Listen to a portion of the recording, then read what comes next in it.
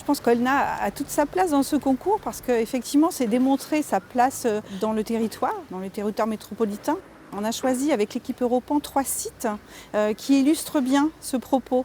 On part d'un site qui est sur notre commune, qui est vraiment destiné à accueillir des Aulnatois, à faire le lien sur les différents sites de notre commune.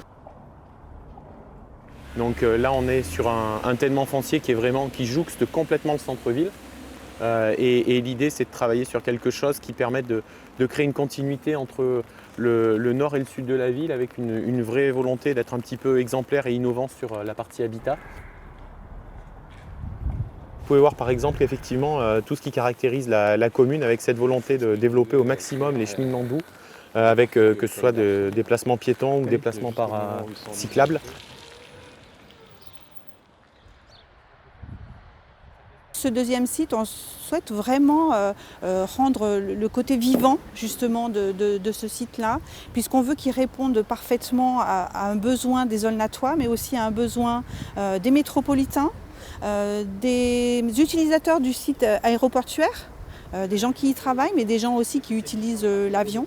Et puis on a la chance de se trouver sur un site intermodal où passe aussi le train. On a une halte ferroviaire sur le site. On a le futur bus à haut niveau de service qui va passer aussi à proximité. L'idée pour nous, c'est vraiment de continuer à tirer un petit peu ce fil, comme vous le soulignez, et d'être vraiment dans cette logique de continuité des circulations et des espaces.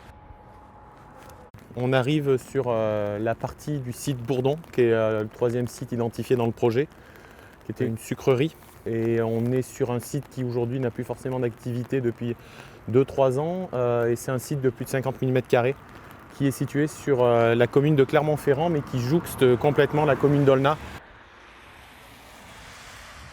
Le site d'Aulna, il croise beaucoup d'enjeux métropolitains très actuels, en fait. On a là du foncier mutable, clairement, et du coup, c'est peut-être les derniers fonciers mutables de l'histoire du développement de cette ville, qui était au départ un village assez modeste, et puis qui a connu des développements périurbains assez classiques. Et puis l'arrivée aussi de logements sociaux, donc c'est une ville aussi qui a un intérêt sur le plan de la diversité sociale de ses habitants. Donc on est vraiment dans un site tout à fait approprié pour s'ouvrir à la métropole et au-delà même.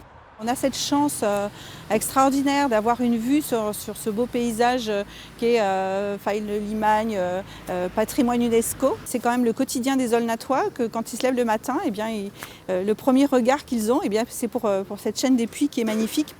Et je pense que les candidats vont trouver l'intérêt à travailler sur notre commune. Petite commune certes, mais avec un fort potentiel je pense. Et puis de pouvoir la connecter justement avec l'extérieur, la métropole et puis pourquoi pas au-delà.